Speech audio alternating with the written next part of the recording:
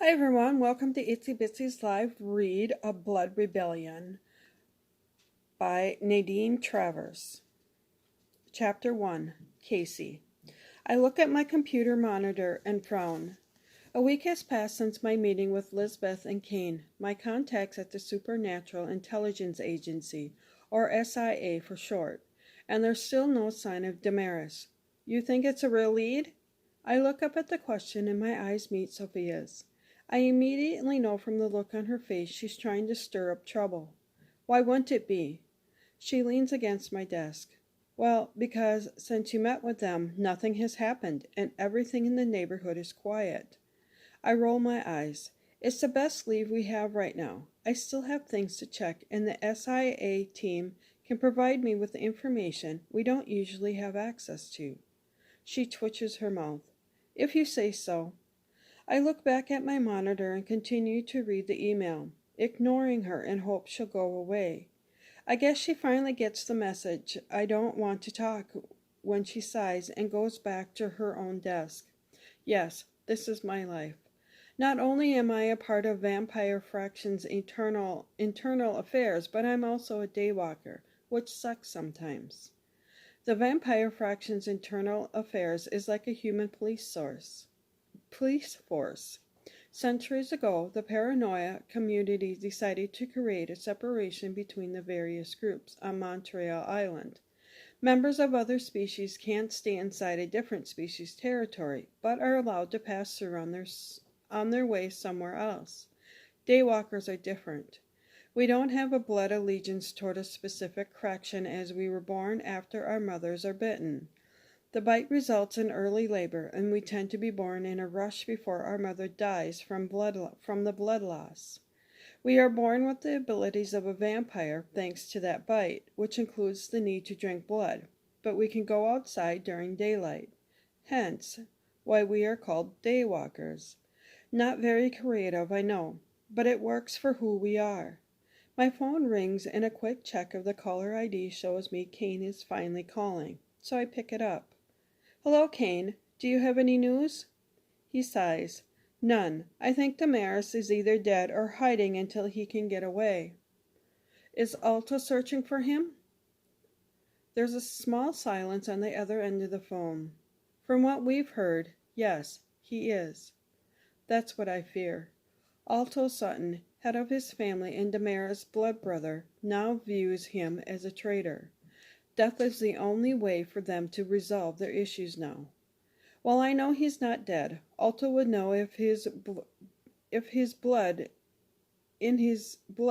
was. He's hiding, and we need to find him before Alto does. Shit, Casey, could it be he's not even in Vampire Fraction Land? His voice shows his apparent frustration at the thought. Maybe. We still have to consider he's in the neutral zone or hiding God knows where. With the different fraction members becoming involved with the new movement, we're starting to get more information. The reason for that is the government's representatives from each fraction are working together for a change. The information we've been getting is telling us something, or someone, wants to cause the fractions and communities to collapse, for the divisions between us to cease, and that includes the human community who don't even know we exist. You'll keep me posted? Yes, of course I will, Kane. Let me know if you hear anything on your end as well. Thanks. Liz says hi as well. Talk to you soon. I hang up and grab my coat. Where are you going? My boss, Grant, comes into my office. He isn't a daywalker like us, and there's something about him I don't like. I turn around and force a bright smile. Investigating. We need to find Damaris and whoever is behind the new movement. You need to let go of the Damaris case. We have other open cases that need your attention. Right now I want to punch him.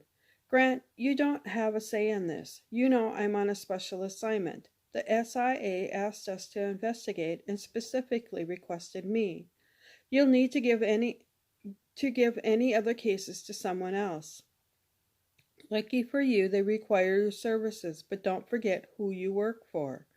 The investigation won't last forever, and after that, nobody will ask for you. He turns around and then heads to his office. I sigh.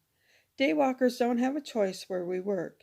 Internal affairs is our only option as no one else can investigate during the day. Luckily for me, I'm the best, and Grant knows he can't remove me from a case or the team.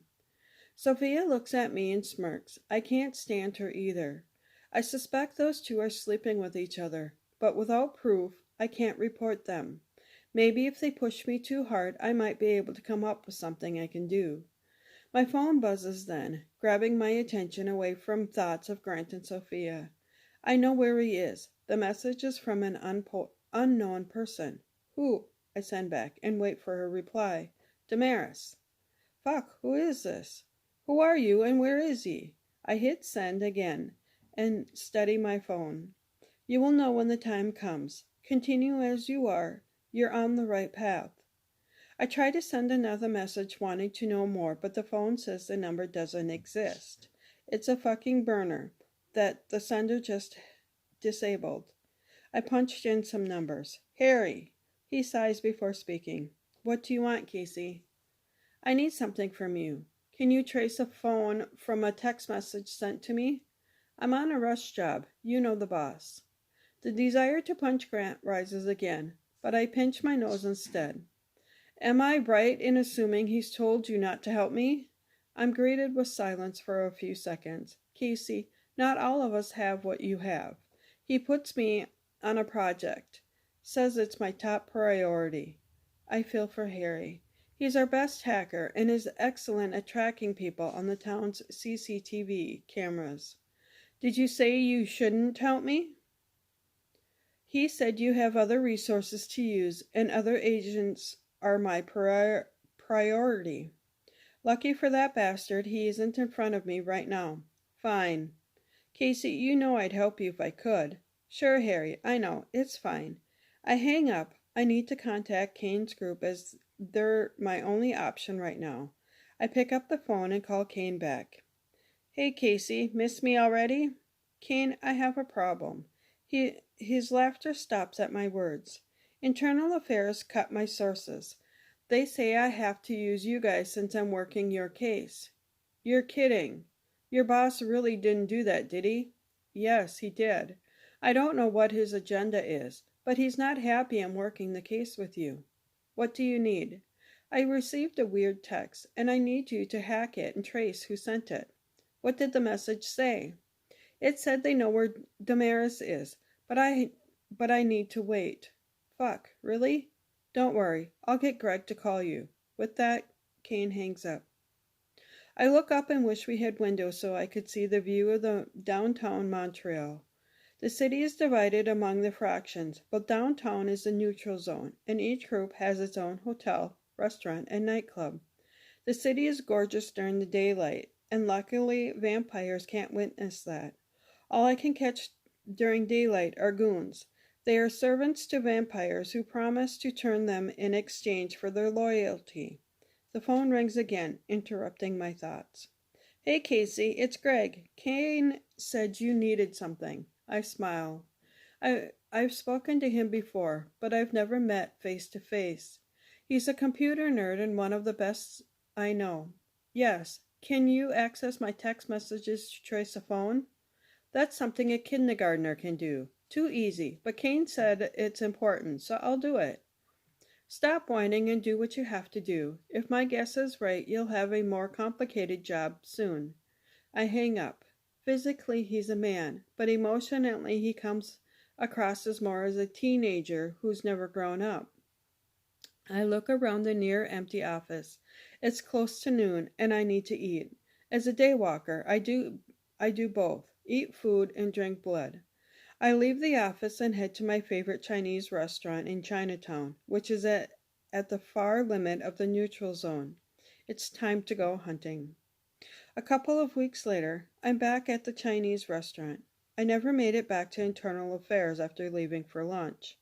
Greg was able to track the phone messages where they came from, but it was a burner and had been destroyed. We were able to get a general location though, and I've been chasing lead after lead ever since. A waitress greets me as soon as I enter the restaurant. Miss Casey, your regular table? Most of the shops and restaurants in Chinatown are owned by vampires, and I always go during the day, when there are no other vampires inside. I doubt if I went at night, I would get my regular table. I sit on the chair and she leaves me alone. She knows my order and that it never changes. This place has the best noodles in the city. A fact is borne out by the fact it's becoming more crowded by the minute. I can learn a lot, sitting there, listening to different conversations. My table is near the kitchen, but central enough within the restaurant where I can hear couples, families, and singles talk as they eat. Even though they are human and could be talking about fake news, it can still be valuable information. Here, Miss Casey, enjoy. The waitress delivers my big bowl of noodle soup. It's too hot to eat just yet, so I close my eyes to listen. Daywalkers have all the advantages of a full vampire, including heightened hearing. I think people in the restaurant believe I'm praying before my meal. Did you watch the video on the YouTube last night? A male voice says. No, I was asleep before you sent it. What was it? Another high-pitched male voice asks. It's of a vampire in that club, the Black Lotus. You know the one. Now I open my eyes and pinpoint the voices sitting a few tables to my left. They are talking or rather whispering to each other, and I see the redhead is the one who sent the video. His friend is blonde. You need to watch it. Both of them take out their phones and start searching, probably on YouTube.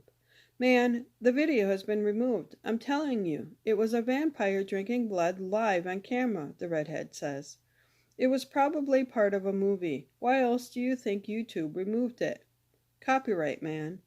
If only they knew. I think and smile. Mental note to self. You need to go to the Black Lotus tonight.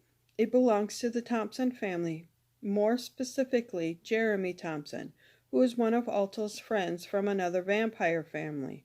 Alto, in turn, owns the Wicked Club. I finish my meal, pay my invoice, and head outside. As I start to walk, I see him. It's a face I know by heart, and one I've seen several times before. He's one of Damien's goons, one of those humans who serve a vampire in hopes that they'll be transformed if their master is happy with their work. I decide to follow him and look around for a taxi, hoping this guy will at least lead me to Damaris's secret warehouse. I see one and head over to ask the driver if he's free. He motions for me to jump in. Where are you going, miss? I'm wondering if you want to make a lot of money today, my friend. His eyes widen. If it's legal. It is. I point to the car. Do you see that SUV in the street to your left? Yes. Follow him and I'll give you this. I show him my cash, which is all pink notes. At your service, ma'am. He watches the SUV pull out and starts to follow him. Don't lose him. I know downtown Montreal by heart. Don't worry, I won't lose him. With that, he follows the SUV until it stops at the warehouse in the old port. Chapter 2, Damaris. The night hasn't arrived, but I know it's coming as I wake and look around my temporary room. That fucking Lisbeth. She and her mate, too, both will pay for what they've done. She will die, and even if Bran wants to be the one to kill her, I've lost too much and she's my prize. Luckily for me, my nephew still keeps me informed on what is happening inside the family home. I hear someone knock and tell them to come in. My gorgeous little lover enters. She's not my mate, but a fucking fairy that tasting their blood is amazing. I see my lover is awake. Do you need to drink? Humans are stupid. A lot of paranoia creatures live in their world, but most of them are aware of that. I prefer to have a taste of my lover tonight. That would be a good start. She laughs, her crystal voice a mermaid song. I see other paranoia creatures as well as her to satisfy my thirst, but none of them know about each other, which serves my purpose. This place is temporary, and I need to contact the secret society about what has happened. Knowing them, they'll already know what's going on as they have eyes and ears everywhere. For now, though, my focus is on my fairy. Thank you for listening to this portion.